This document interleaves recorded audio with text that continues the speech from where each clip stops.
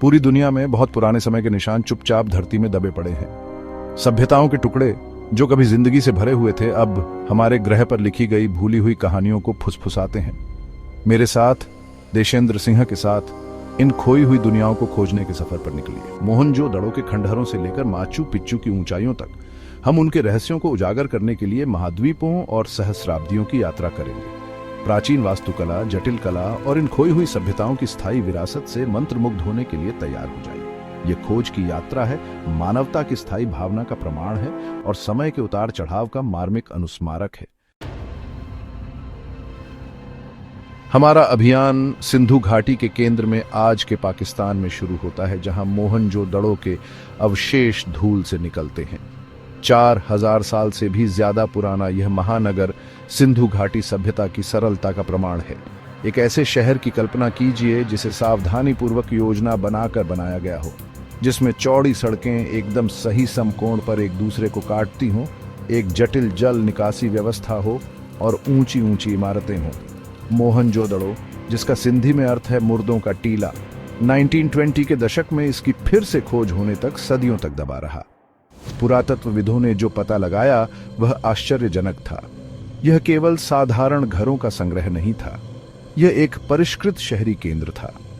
सबूत बताते हैं कि यह शहर व्यापार और वाणिज्य का एक व्यस्त केंद्र था, जिसके संबंध मेसोपोटामिया तक फैले हुए थे। मोहनजोदड़ो के नागरिक शहरी नियोजन में माहिर थे।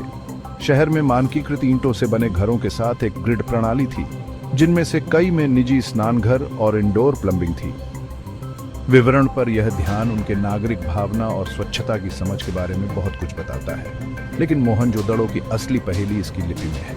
मोहरों और मिट्टी के बर्तनों के टुकड़ों पर खुदी हुई ये लेखन प्रणाली दशकों से विद्वानों को हैरान कर रही है। अपनी प्रगति के बावजूद मोहनजोदड़ो के लोग लगभग 1900 ईसा पूर्व इतिहास से गायब हो गए और समय के निरंतर मार्च की एक शक्तिशाली याद छोड़ गए।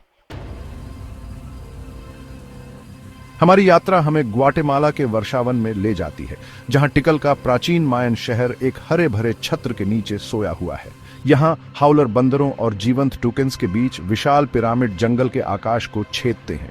टिकल, जिसका मायन भाषा में अर्थ है पानी के छेद पर, कभी एक संपन्न महानगर था जो राजनीतिक शक्ति, धार्मिक समारोह और बौद्धिक खोज का केंद्र था। आज इसके खंडहर मायन विश्व दृष्टि, प्रकृति के साथ उनके जटिल संबंध और खगोल विज्ञान और गणित की उनकी उल्लेखनीय समझ की एक झलक पेश करते हैं। विशालकाय जगुआर के मंदिर की छाया में खड़े होने की कल्पना कीजिए। इसकी विशाल ऊंचाई मायनों के वास्तुशिल्प कौशल का प्रमाण है। जैसे ही आप इसकी खड़ी सीढ़ियों पर चढ़ते हैं, आप लगभग प्राचीन अनुष्ठानों की गूंज सुन सकते हैं। माया का मानना था कि ये पिरामिड पवित्र पहाड़ थे जो सांसारिक क्षेत्र को स्वर्ग से जोड़ते थे। इन संरचनाओं के ऊपर से पुजारी खगोलीय पिंडों की गति का चार्ट बनाते थे, जिसे समय और ब्रह्मांड की एक परिष्कृत समझ विकसित होती थी। उनकी कैलेंडर प्रणाली, जो अपनी सटीकता के लिए प्रसिद्ध है, सितारों और ग्रहों की उनकी टिप्पणियों से जटिल रूप से जुड़ी हुई थी। टिकल केवल एक औपचारिक केंद्र नहीं था, ये एक हलचल भरा शहर था जहां हजारों लोग रहते थे। अपने पतन के बावजूद टिकल मायन सरलता और उनकी स्थायी विरासत के एक शक्तिशाली प्रतीक के रूप में खड़ा है। शहर के खंडहर पुरातत्वविदों और आगंतुकों को समान रूप से आकर्षित करते रहते हैं, जो एक खोई हुई दुनिया की एक आकर्षक झलक पेश करते हैं। हमारी खोज अब हमें जॉर्डन साम्राज्य तक ले जाती है, जहां एक लुभावना तमाशा हमारा इंतजार कर रहा है। पेट्रा का खोया हुआ शहर, एकांत रेगिस्तानी घाटी के भीतर छिपा हुआ यह प्राचीन महानगर सीधे विशाल बलुआ पत्थर की चट्टानों में उकेरा गया है, जो नबातियन लोगों की स्थापत्य प्रतिभा का प्रमाण है। एक संकरी घाटी के माध्यम से पहुंचे जाने वाले शहर की कल्पना कीजिए, जिसकी दीवारें जटिल नक्काशी से सजी हैं, जो प्रतिष्ठित खजाने अल खजनेह की ओर ले जाती हैं। पेट्रा, जिसका ग्रीक में अर्थ है पत्थर, कभी एक संपन्न व्यापारिक केंद्र था जो रणनीतिक रूप से प्राचीन धूप मार्ग पर स्थित था।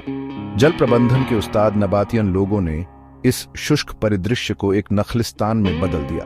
उनकी सरलता बांधों, नहरों और कुंडों के जटिल नेटवर्क में स्पष्ट है, जो शहर को बनाए रखते थे। सिक, पेट्रा की ओर जाने वाली संकरी घाटी से होकर गुजरना अपने आप में एक अनुभव है। सदियों की हवा और बारिश से तराशी हुई बलुआ पत्थर की दीवारें हर कदम के साथ प्रत्याशा पैदा करती प्रतीत होती है। और फिर अचानक खजाना रेगिस्तानी धूप की गर्म चमक में नहाया हुआ दिखाई देता है। खजाने से परे पेट्रा अपने रहस्यों का खुलासा करता रहता है।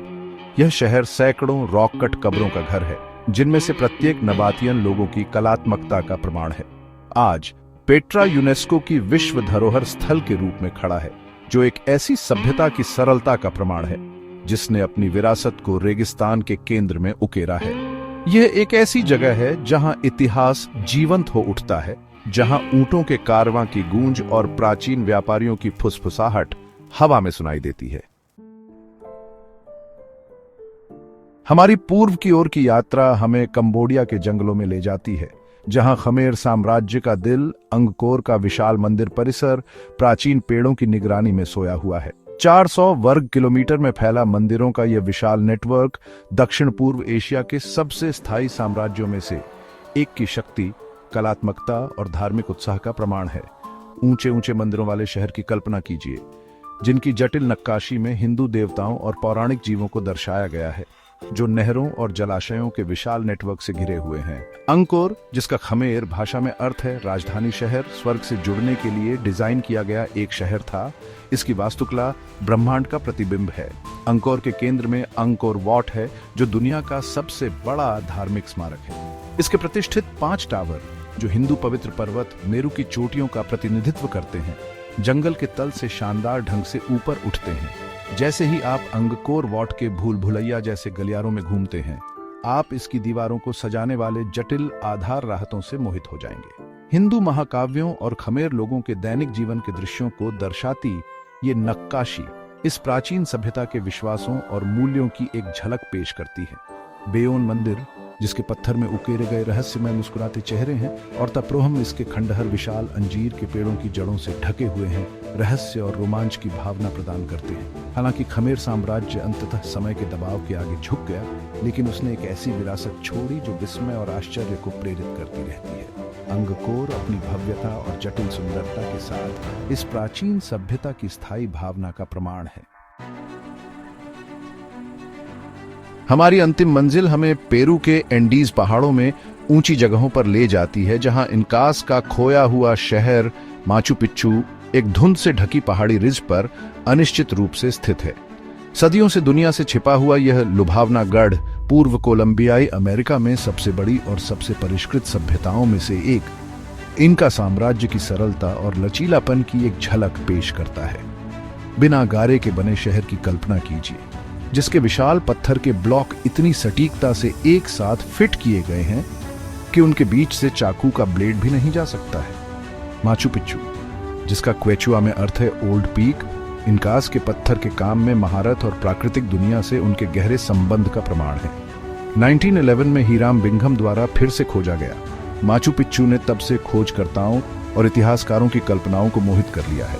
इसका उद्देश्य रहस्य में डूबा हुआ है, जिसमें शाही संपत्ति से लेकर पवित्र औपचारिक केंद्र तक के सिद्धांत हैं। जैसे ही आप शहर के पत्थर से बने रास्तों से गुजरते हैं, आप महलों, मंदिरों और कृषि छतों के अवशेषों का सामना करेंगे, जो सभी आसपास के पहाड़ी परिदृश्य के साथ एकीकृत करने के लिए सावधानी पूर्वक डिजाइन किए गए हैं। इंटिहुआताना एक नक्काशीदार पत्थर, जिसे माना जाता है कि इसका उपयोग एक खगोलीय वेधशाला के रूप में किया जाता था, आसपास की घाटियों के लुभावने दृश्य प्रस्तुत करता है। इनकास लिखित भाषा न होने के बावजूद खगोल विज्ञान, कृषि और इंजीनियरिंग की परिष्कृत समझ रखते थे। माचू पिच्चू, हालांकि सदियों पहले छोड़ दिया गया था, विस्मय और आश्चर्य को प्रेरित करता रहता है। इसकी लुभावनी सेटिंग, इसकी स्थापत्य प्रतिभा के साथ मिलकर इसे वास्तव में अविस्मरणीय गंतव्य बनाती है। जैसे जैसे समय के साथ और महाद्वीपों में हमारी यात्रा समाप्त होती है, हमारे मन में आश्चर्य की गहरी भावना और इन खोई हुई सभ्यताओं की सरलता और लचीलापन के लिए गहरी प्रशंसा रह जाती है। मोहनजोदड़ो की सावधानी पूर्वक नियोजित सड़कों से लेकर माचू पिच्चू की बादलों से ढकी ऊंचाइयों तक, ये खोए हुए शहर मानव इतिहास के समृद्ध ताने बाने की एक झलक पेश करते हैं। उनकी कहानियां हमें अतीत से सीखने, वर्तमान को संजोने और ऐसे भविष्य का निर्माण करने के लिए प्रेरित करें, जहां इन खोई हुई सभ्यताओं की गूंज आने वाली पीढ़ियों तक गूंजती रहे।